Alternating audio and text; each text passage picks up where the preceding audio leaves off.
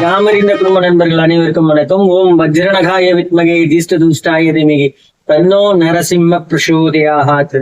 இப்ப நம்ம பார்க்க இருக்கிறது வந்து பாத்தீங்கன்னா மிதுன ராசி. மிதுன ராசிக்கு வந்து 10ஆம் இடம். 10ஆம் இடத்துல வந்து இப்ப இது பாத்தீங்கன்னா கர்மசினி. இந்த கர்மசினினால என்ன நடக்கும் அப்படின்றத வந்து பார்ப்போம். தொழில் மற்றும் வேலை. இதுல தொழில் மற்றும் வேலையில என்ன அப்படின்னு பாத்தீங்கன்னா 10ஆம் இடத்தில் சனி அமர்வதால் தொழில் மற்றும் வேலைகளில் அதிக கவனம் வேண்டும். அதிக கவனம் செலுத்த வேண்டியது இருக்கும். வேலை பளு அதிகரிக்கும். கடின உழைப்புக்கு ஏற்ற பலன்கள் தாமதமாக கிடைத்தாலும் கண்டிப்பாக கிடைக்கும். இப்ப நான் வந்து ஏதாவது ஒண்ணு செஞ்சேன்னா அதற்கான பலன் வந்து ரொம்ப லேட்டா கிடைக்கும், பட் அது கண்டிப்பா கிடைக்கும். அதே போல வேலை அல்லது தொழில் முறையில் மாற்றம் ஏற்பட வாய்ப்பு உள்ளது.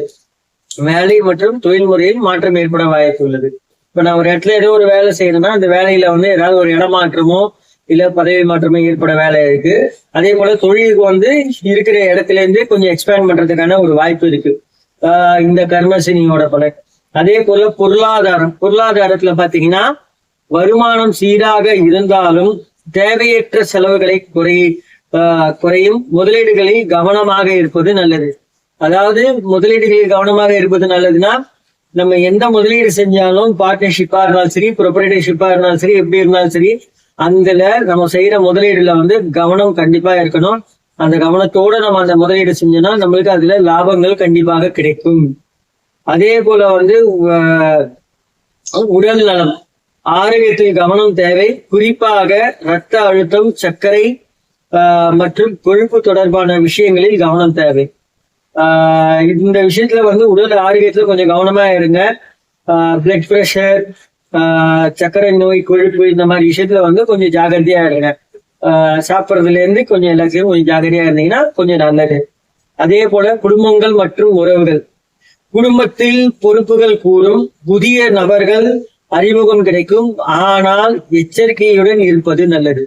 நம்மளுக்கு குடும்பத்துல வந்து பொறுப்புகள் வந்து ஜாஸ்தியாகும். இப்ப இருக்கிற வேலையோட இன்னும் கொஞ்சம் பொறுப்பு ஜாஸ்தியாகும். அதே போல வந்து பாத்தீங்கன்னா புதுசா ஒரு நபரோட அறிமுகம் கிடைக்கும். அதனால நம்ம வாழ்க்கையில பல பிரச்சனைகள் வரலாம்.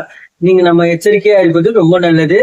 அந்த மாதிரி எச்சரிக்கையா இருந்தீங்கன்னா உங்க லைஃபுக்கு தான் நல்லது. தயவு செஞ்சு யாரோட பழகும் போது யாரோட பேசும் போதும் கவனத்தோட இருங்க, அது ரொம்ப நல்லது.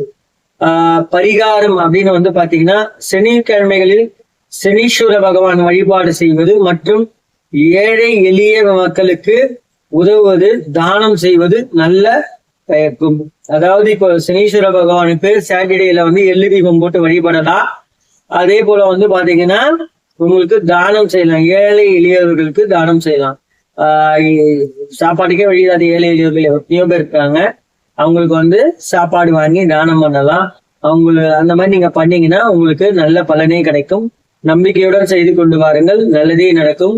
நன்றி, வணக்கம். மற்றும் ஒரு பதிவில் சந்திப்போம்.